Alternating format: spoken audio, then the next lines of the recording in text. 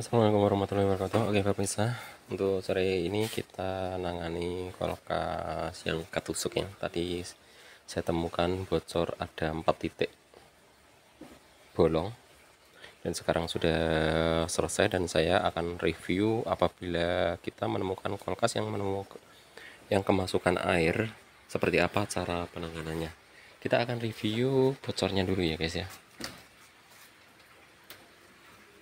Oke, di sini tadi bocornya, di sini ada 2 titik bocor bekas pisau, dan di sini keropos bocor di sini. Jadi ada 3 titik di bagian atas, dan di bagian bawah ada 1 titik di sini.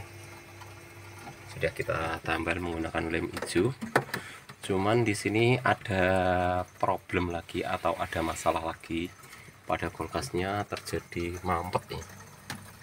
Apabila kita menemukan kulkas mampet itu, apabila bekas ketusuk di bagian bawah di sini, itu biasanya pada umumnya yaitu kemasukan air ya.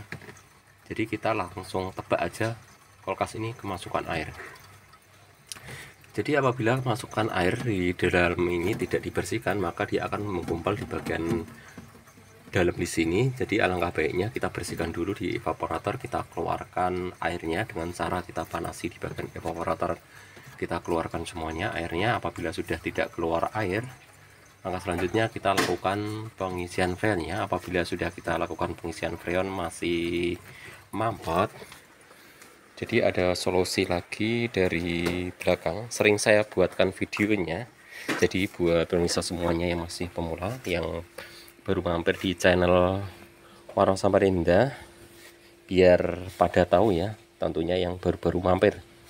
Biasanya yang baru mampir itu tidak mungkin bisa mencari video-video saya yang lama, jadi kita buatkan video terbaru lagi.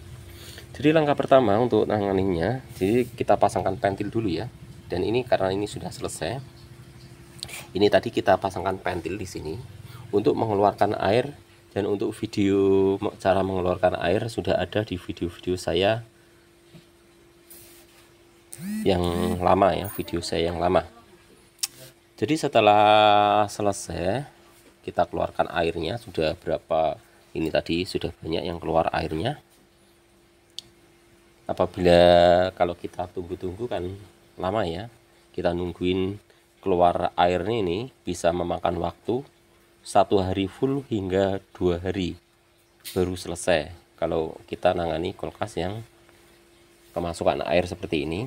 Jadi alangkah baiknya kita pasangkan filter tambahan di sini. Filter tambahan di sini ini fungsinya untuk menampung air ya. Jadi apabila air yang masuk ke dalam filter tersebut tidak ikut kedorong ke dalam evaporator, tidak menyumbat di bagian kapilernya. Jadi apabila ada air yang masuk ke filter, dia akan turun ke tabung yang sudah kita pasang di sini. Ini fungsinya untuk menyimpan air. Apabila nanti terjadi macet lagi, berarti airnya di sini sudah kemenuhan ya. Dengan cara ngatasinya, tinggal kita bolong di sini menggunakan paku atau menggunakan bur ya, kita bur aja di sini, atau kita potong menggunakan tang di bagian sini supaya airnya keluar di bawah sini. Setelah kita tang, kita tutup lagi, kita las kembali, dan kita lakukan pengisian freon kembali. Apabila sudah 2 kali masih mampet lagi, proses untuk selanjutnya kita bersihkan semuanya, tumpah ganti olinya di sini, kita kuras semuanya, dan evaporator dikuras, dan di kondensor kuras semuanya, kita bersihkan sampai benar-benar tidak ada airnya. Apabila air sudah bersih, kita ganti oli yang baru, atau oli yang lama mungkin disaring, dimasukkan lagi juga bisa, karena air sama oli tadi tidak bisa menyatu ya, bisa kita pisahkan airnya, buang airnya, dan jangan lupa tambahkan oli ya. Olinya apabila berkurang ditambahin. Seperti itu cara ngatasinya. Dan lebih amannya, sebelum kita tinggalkan, kita pasangkan filter di sini ya. Ini bukan filter, ini kalau saya menyebutkan tabung, maksudnya untuk menyimpan air. Apabila ada air yang masuk ke dalam filter tersebut, dia akan turun langsung ke pipa yang sudah kita pasang ini ya. Pipa ini fungsinya tabung untuk menyimpan air. Dan kita tunggu sampai besok apakah ada komplain dari pemilik kulkas atau tidak. Apabila tidak ada komplain berarti kulkas sudah tidak mampet lagi, artinya airnya sudah bersih. Apabila masih terjadi mampet lagi, kulkas tiba-tiba tidak dingin atau terjadi kebocoran, mungkin bocor di lainnya, karena evap kalau sudah bolong itu terjadi kropos di lain, di samping yang ketusuk seperti itu ya. Jadi dia akan timbul lubang-lubang lainnya karena terjadi kropos.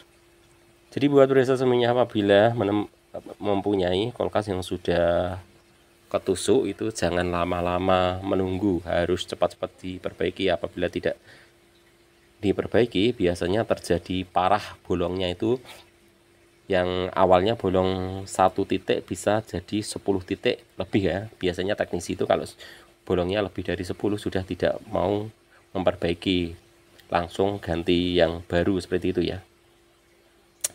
Oke, hanya sedikit saja review yang kita sampaikan, mungkin termasuk tutorial.